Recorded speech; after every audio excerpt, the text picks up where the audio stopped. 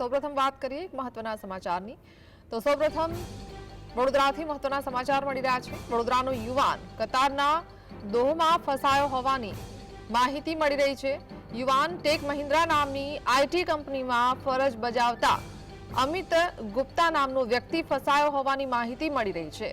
કતારની security દ્વારા અમિત ગુપ્તાને છેલ્લા 3 મહિનાથી ખોટી રીતે કેદમાં રખાયો છે। અમિત ગુપ્તા સામે પોલીસ કેસ દાખલ કર્યા સિવાય કેદમાં રખાયો હોવાની વાત સામે આવી છે। તો અમિતના પત્નીએ પીએમઓમાં મદદ માંગી છતાં હજુ સુધી કોઈ મદદ મળી નથી। તો માતા પિતાએ પોતાનો પુત્ર હેમખેમ ભારત પરત ફરે તેવી સરકાર પાસે માંગ કરી છે। અમિતના પિતાએ આનંદ મહિન્દ્રને ઈમેલ તેમજ પત્ર મોકલીને મદદ માંગી છે।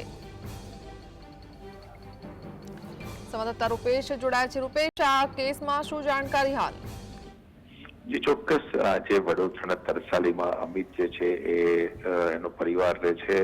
દોહા કતારમાં હાલ એ ફરજ બજાવતો હતો। 2013 થી એની ત્યાં આગળ ફરજ બજાવી રહ્યો છે અને દરમિયાન એને જે આઈટી કંપનીના જે ફરજ બજાવે છે એના ક્યાંક ડેટા એને મિસપ્લેસ કર્યા અથવા તો ચોરી કર્યા હોવાનો એના પર આક્ષેપ છે અને એને લઈને જ દોહામાં તેના વિરુદ્ધમાં જે ફરિયાદ છે અને ફરિયાદના આધારે હાલ તેને જે છે કેદ કરી લેવામાં આવ્યો છે।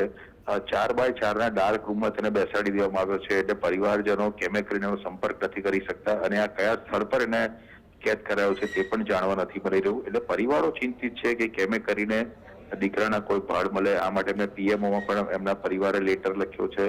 સાથે સાથે જે મહિન્દ્રા ગ્રુપ જે છે એના અધિકારી જે આનંદ મહિન્દ્રા છે તેમને પણ પત્ર એમને લખીને જાણ કરી છે કે એમના જે દીકરા અમિત છે એના જે ક્યાં છે અત્યારે હાલ એનું કોઈ લોકેશન મળી શકે એના માટે પરિવારો હાલ ચિંતિત જરૂર છે।